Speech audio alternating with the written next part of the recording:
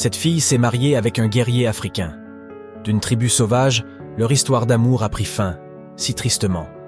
Il y a 36 ans, une jeune et réussie femme d'affaires suisse est venue au Kenya pour des vacances et est tombée amoureuse d'un guerrier Samburu.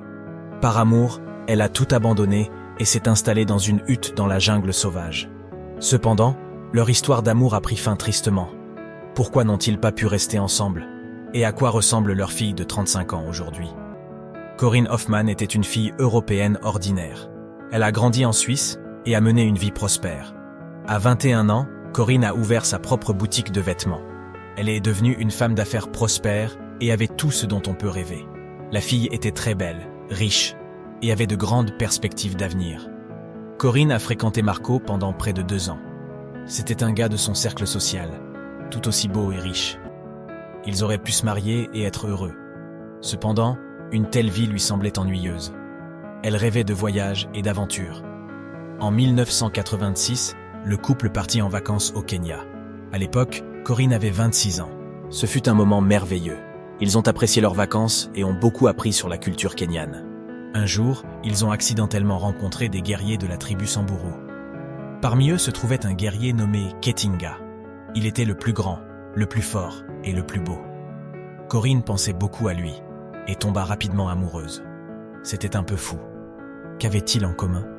Ils étaient des personnes de mondes différents.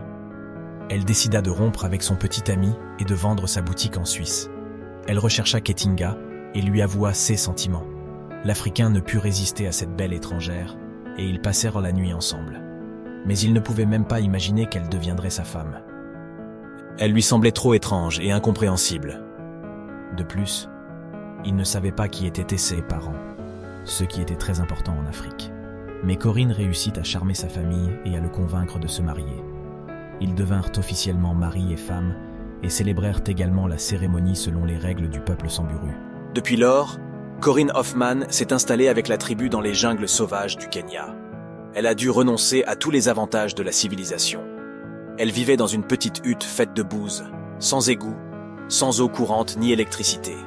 Elle devait aller aux toilettes dans la jungle sauvage, loin du village, et se laver à l'aide d'un seau. Il n'y avait pas de nourriture ni de médicaments adéquats. Elle a dû apprendre à vivre comme une femme Samburu, ramassant du bois et de l'eau. La jeune femme souffrait de maladies, principalement du paludisme. Mais heureusement, elle survécut. L'amour était au-dessus de tout. Corinne était prête à endurer toutes les difficultés pour son bien-aimé. Cependant, les inconvénients domestiques n'étaient pas le pire. Dès les premiers jours après le mariage, le couple commença à avoir des désaccords. Ketinga était jaloux de sa femme et faisait des scènes même si elle souriait à d'autres hommes. Ils ne se comprenèrent pas, car ils avaient grandi dans des cultures différentes.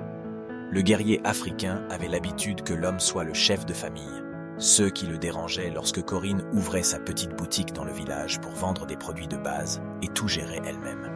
Malgré tout, ils vécurent ensemble pendant 4 ans. Dans ce mariage, ils eurent une fille. Au fil des jours, il devenait de plus en plus difficile pour Corinne de supporter la vie dans la tribu africaine. Elle apprit que les Samburu pratiquaient l'excision féminine, une procédure brutale au cours de laquelle les organes génitaux des petites filles sont coupés. Cette pratique barbare est strictement interdite dans tous les pays développés. Ketinga pensait que leur fille devait également subir cette cérémonie, mais Corinne était catégoriquement contre. Selon les règles de la tribu, elle devait donner sa fille comme servante à la mère de son mari, et Ketinga pouvait se marier plusieurs fois pour avoir beaucoup d'enfants.